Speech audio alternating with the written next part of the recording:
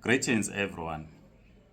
I've observed that quite a number of people in Africa are now pursuing African spirituality.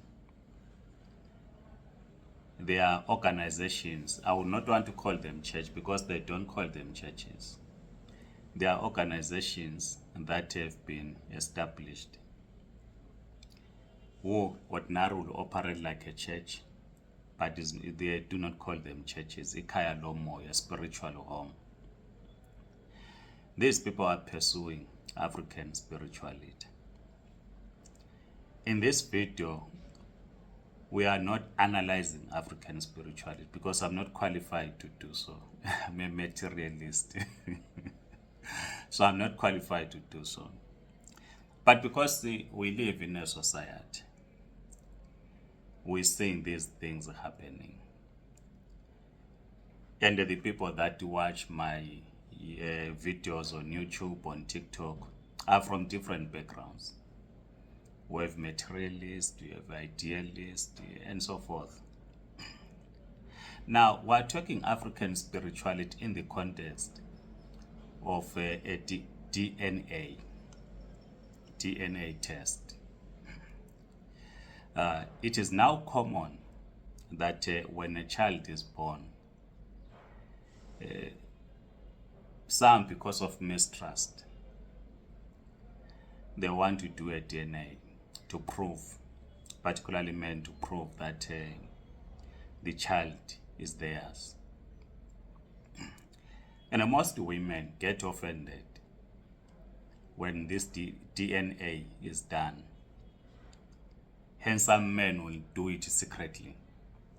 So women get offended in most of the cases because they raise the question of mistrust to say, okay, you don't trust me. You're thinking you're Jola. You think this is not your child. Then it brings chaos in the marriage because it is an issue of trust. But we must view DNA test from an African spiritual point of view. It is not the first time in this decade that a married woman will have a secret love. It has been happening. Thina sakhula kuthiwa nxa ufuna ubona indwangu uhambe entabeni. Ngoba indwangu zathi zihlala entabeni, so if you want to see a baboon, you go to the mountain. A baboon would ordinarily not even come closer to our village where I grew up. So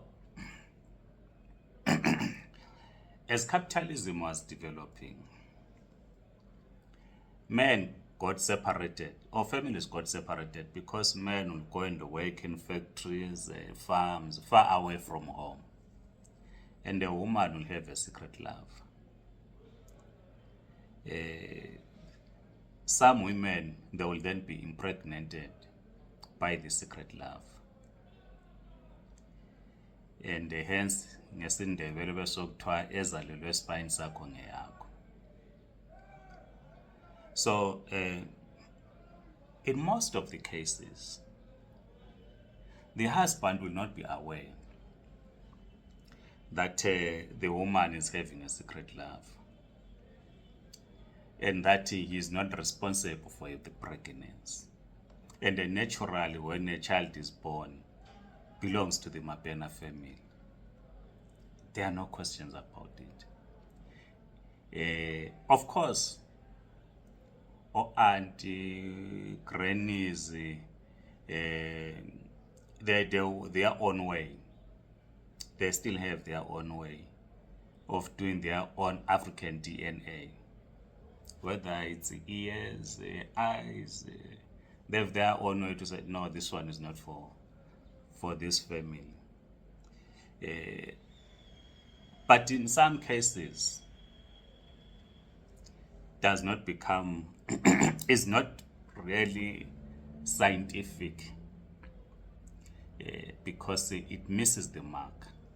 in that because the child will look just like their mother. And said, no, tatele komalume, and so forth.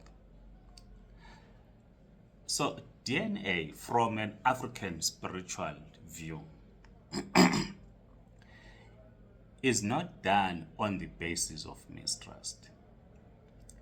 It is done on the basis of protecting the child, the offspring.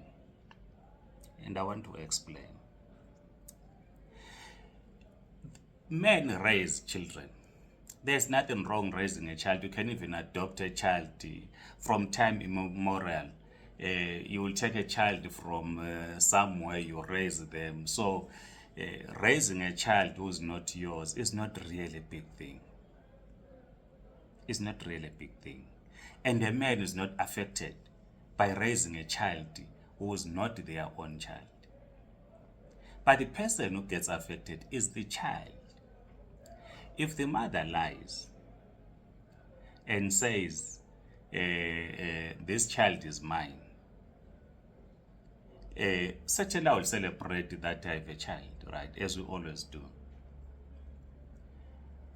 But as time goes by, the child grows up, they are now 35, things are not working out, they fail at school, they try to get a job, they are just in a crisis. They end up consulting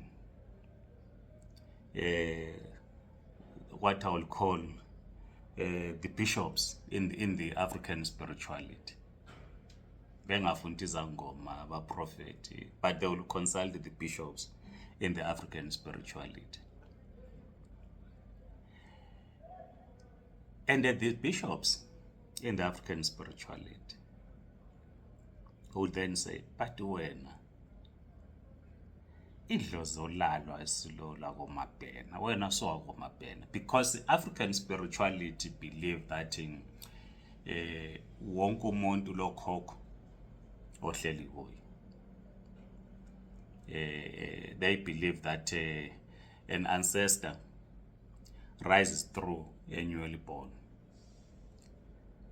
So they will say that my own father cannot rise in me in the African spirituality. Angeke uthiwe ubaba uSamuel Mabhena usehleli kimi in the African spirituality. It's about an ancestor that you have never met, that this ancestor then comes to life through this child. This child is born in the Mabhena family. I'm making an example. Is born in the Mabhena family. But this child, in the spirit, is not a Mabhena. And is not accepted by the Mabhena ancestors, because it's not a Mabhena, but is born in the home of the Mabhena. Hence, then people say, no, they are bewitching my child. Why are other kids making it in life, but my child is not making it in life? It's because you lied. From an African, I'm saying we're talking African spirituality. Because you lied, because you thought, as you were cheating to your husband, and lying to the husband that this child is his, you thought you were fixing the husband, but you are actually fixing your own child. I've seen this happening in my district, Umzingwane. A child is born in the family because the father is working in Bulawayo, the mother in the village will have a lover. The child is born.